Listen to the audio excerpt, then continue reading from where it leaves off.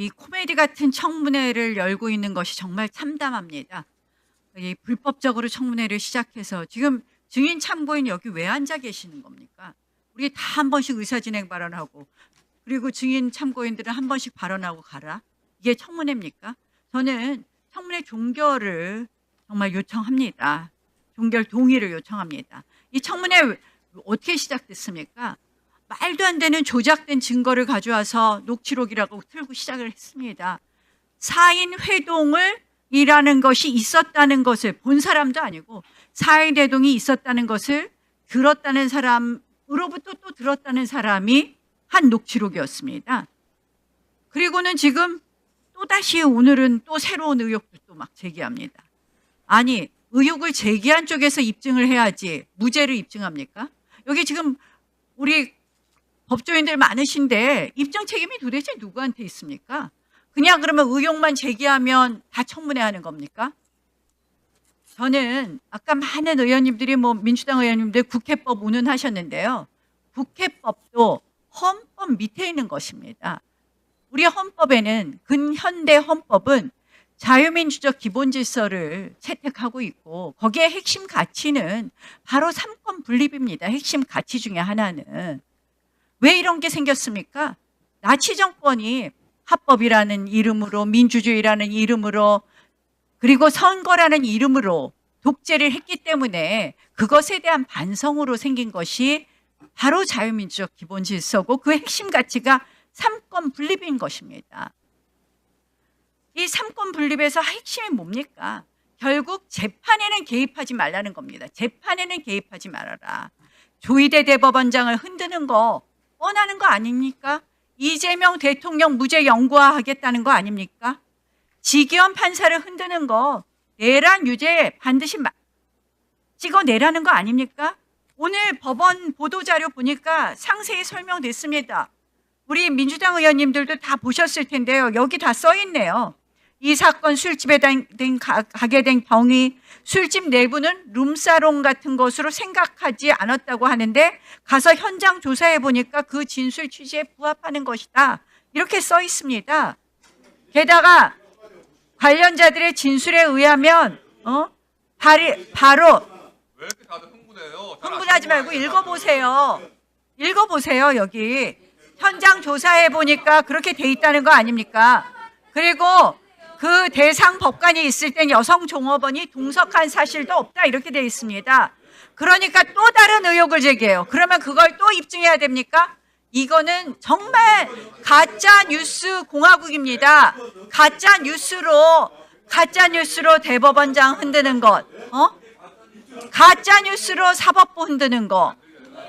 자, 김병노 대법원장 이야기했는데요. 김병노 대법원장이 재판에 관해서 그 국회에 와서 진술한 것이 아닙니다.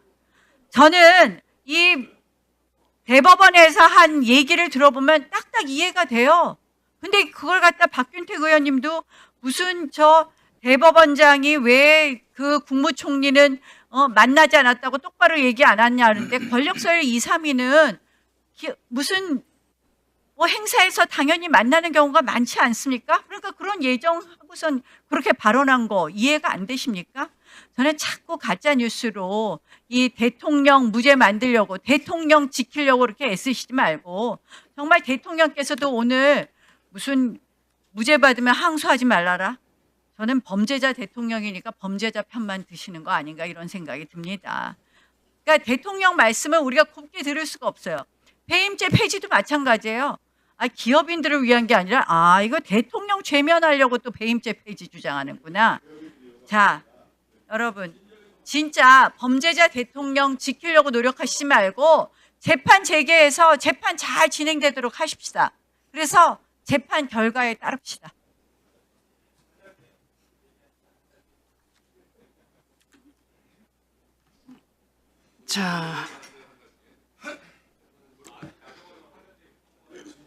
자, 범죄자 대통령이라고 자꾸 강조를 하시고 정치 발언을 하시는데요. 그러시면 안 됩니다. 나경원 의원님. 나경원 의원님 피고인 신분이시죠? 나경원 의원님도 지금 판결 선고 기다리고 계시는 피고인 아닙니까? 네.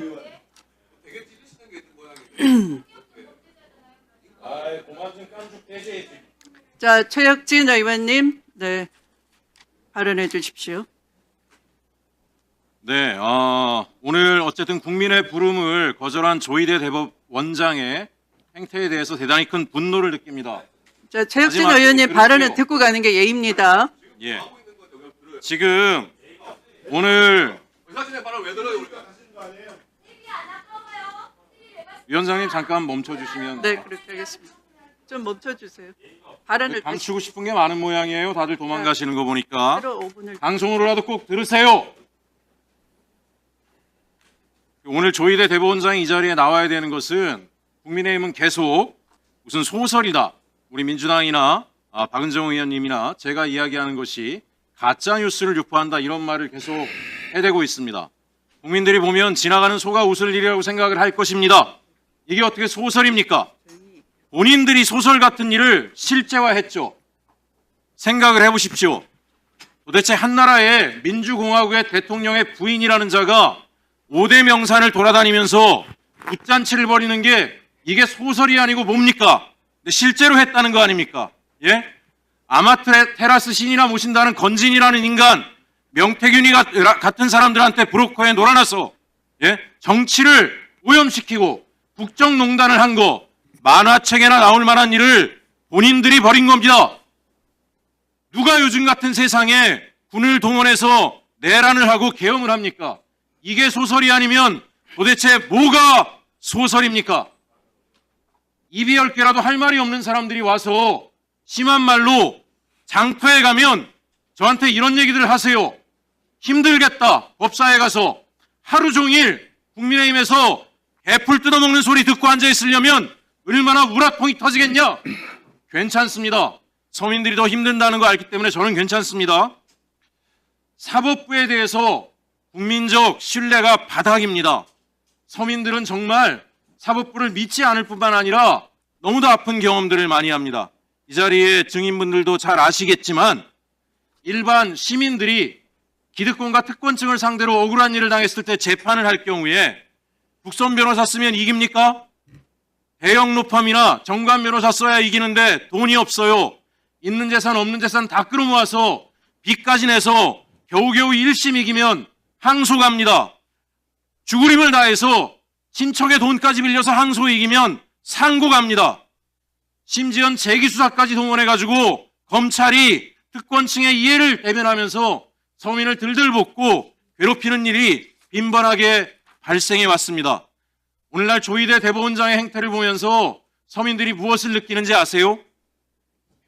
서민의 아들로 태어나면, 일반 시민의 아들로 태어나면, 또 서민의 편에 서서 살아가면, 서민의 입장에서 정치를 하면 정당의 대표가 되어도 대통령 후보가 되어도 악랄하게 당하는구나. 이걸 그대로 보여준 겁니다. 네가 아무리 높이 올라가도 기득권의 편에 서지 않으면, 특권층의 편에 서지 않으면 우리 눈밖에 나면 어떤 꼴을 당하는지를 그대로 보여준 겁니다. 저는 국민의힘 의원들이 이제 와서 민생 이야기하는 것에 대해서 잔머리 굴리지 말라고 이야기하고 싶습니다. 정말 민생을 원했다라면 지난 내란 시기에 윤석열을 체포할 때 관서 앞에 가서 방어벽을 칠 것이 아니라 그날 폐업하는 자영업자들 앞에 가서 무릎 꿇고 머리를 쳐박고 용서를 빌어야 할 사람들이 지금 와서 민생을 이야기하고 우리 민주당 의원들한테 소설이라고 이야기하고 정당한 의혹 제기를 하는 서영교 의원한테 가짜뉴스를 퍼뜨린다고 이야기합니다. 이미 드러나고 있습니다. 내란을 한두 사람이 했겠습니까? 수많은 기득권과 특권층이 연대해서 내란을 만들었습니다. 지난번에 서영교 의원께서 이야기하셨지만 11월 22일이었던가요? 그때 이미 국가조찬기도회에 윤석열과 박안수 계엄사령관까지 참여를 해서 구구 보수 인사들 700여 명과 왜 조찬기도회를 합니까? 내란을 위한 공모의 과정이라고 생각을 합니다. 지금 다 도망가 버렸지만 우리 김용민 간사님 말씀처럼 다 수사를 받아야 될 사람들이라고 생각을 합니다. 다시 한번 말씀드리지만 입이 10개라도 할 말이 없는 사람들이 이 자리에 와서 이런 얘기하는 것 용납할 수 없고요. 그 다음에 사법부의 독립성 이야기하는데 저는 이렇게 생각을 합니다.